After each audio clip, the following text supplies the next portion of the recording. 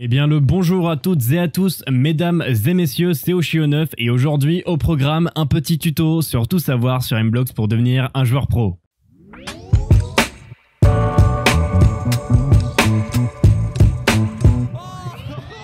Bon, alors, pour commencer ce petit tuto, rien de bien plus simple, franchement ce jeu est très simple en termes de mécanique, il faut juste bien les incorporer.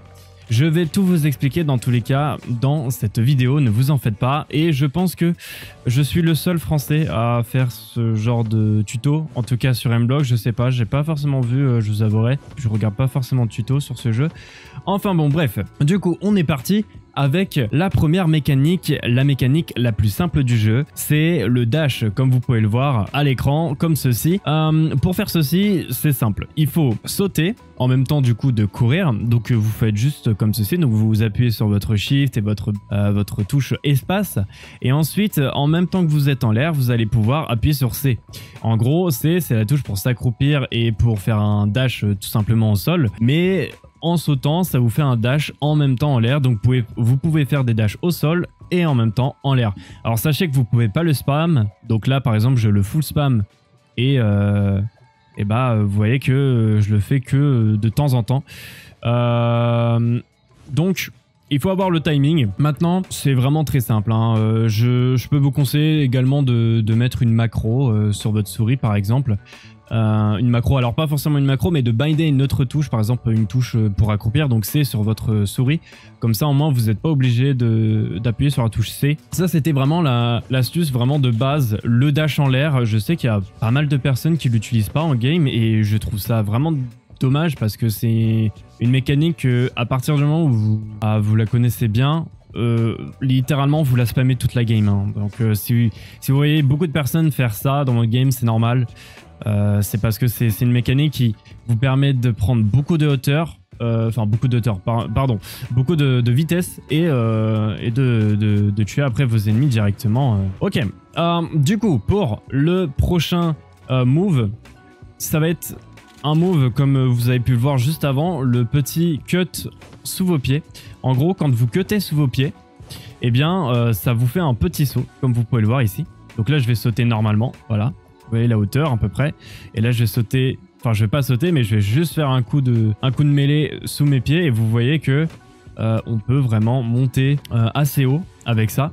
Et dites-vous que vous pouvez littéralement monter des immeubles avec ça. Alors on va voir ici le toit et vous pouvez voir je peux, alors j'ai fail, je peux retaper en dessous. Donc on peut le faire plusieurs fois et on peut monter des hauteurs des hauteurs à peu près infinies, hein, littéralement. Là par exemple on va tester sur cette montagne. Hop. Alors je vous déconseille, bon là vu que c'est un peu pentu ça va, mais je vous déconseille de, si vous montez des montagnes ou enfin des bâtiments, je vous déconseille de avancer en même temps parce que le problème c'est que vous allez vous bloquer dans les sortes de murs, en tout cas sur certaines plateformes. Bon là en vrai je peux avancer parce que c'est vraiment plat, mais si vous avez un peu des obstacles juste au-dessus de vous, eh bien avancez en même temps, ou soit si c'est pas plat, eh bien si vous avancez en même temps, bah, ça peut vous freiner. Je vais essayer de voir ici si ouais vous voyez, il n'y a pas tous les coups des fois qui marchent. Il n'y a pas tous les coups, des fois on peut se bloquer. Donc en vrai je peux vous conseiller, c'est juste de ne pas avancer. Ou en tout cas d'avancer juste à une distance assez soutenue. C'est-à-dire que vous n'allez pas trop vous coller, vous n'allez pas trop vous décoller non plus. Et puis voilà. Et vous pouvez rester comme ceci vraiment très longtemps. Alors là j'ai slide sur le truc. C'est un peu bizarre. Je connaissais pas ça. Je connais pas ça. En tout cas ça le fait sur... Je crois que ça le fait que sur ça, hein, vraiment, parce que sur les games normales, ça fait pas du tout ça. Un petit wall run, sympa comme mécanique. Enfin bon, bref. Alors là, vous pouvez voir, j'ai fait des coups de pied. J'ai fait des coups de mêlée en bas et ça marche pas trop bien. Pourquoi? Parce que ces coups de mêlée, ça marche vraiment quand c'est à peu près sur du plat ou quand vous n'êtes pas gêné au niveau de vos pieds. Quand vous le faites sur des surfaces qui est pas adéquate, ça peut vous freiner. Par exemple, souvent dans les escaliers, ça ne marche pas trop. Ici, quand on marche en même temps, on n'a pas forcément de coup de boost. Et donc ça, c'est un truc à prendre en compte. Par exemple, il y a un ennemi qui est juste ici. Et bien si je suis là et je fais un dash parce que je veux le prendre de haut, et le problème c'est que je peux pas. Parce que du coup, ça marche pas trop. Donc vaut mieux le faire avant et sur une surface plate et après de le tirer dessus tout simplement. Voilà, donc ça c'est vraiment les choses à savoir sur la mêlée. Alors bien évidemment, quand vous avez une arme et que vous spammez F, c'est beaucoup plus lent que si vous maintenez F et que vous avez votre arme en main. Là, c'est beaucoup plus rapide quand vous tapez, vous voyez. Ok, donc pour la prochaine mécanique, c'est les gros sauts. Donc le hyper jump, je sais pas, il n'y a pas vraiment de nom en fait finalement sur les mécaniques de M-Blocks. En gros, pour certaines armes, ça va vous faire monter en haut quand vous tirez sous vos pieds. Par exemple, là j'ai un RPG sur moi et ce RPG là, si je tire, vous voyez, ça me fait sauter bien plus haut qu'avec un simple coup d'épée. Et donc ça peut nous faire atterrir sur des plateformes qu'on peut pas forcément avec la mêlée, en tout cas très rapidement.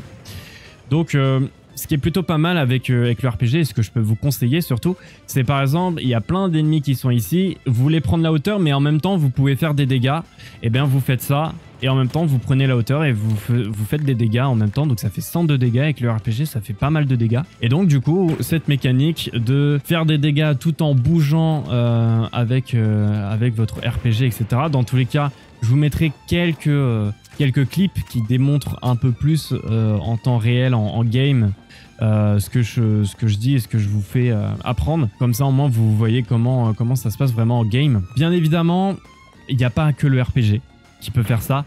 Il y a plein d'armes. Je vous avouerai, j'ai pas toutes les armes du jeu, je les ai pas tous testées. Maintenant, je sais que pour ceux qui ont par exemple l'arc en cœur, l'arc des Saint-Valentin, je sais pas comment l'appeler. Eh bien, celui-ci, quand vous tirez sous vos pieds, ça peut vous faire monter. Il y a aussi d'autres armes d'ailleurs qu'on va voir dans le loadout. J'en ai juste une, donc celle-ci. Et vous pouvez voir que ça fait monter un tout petit peu.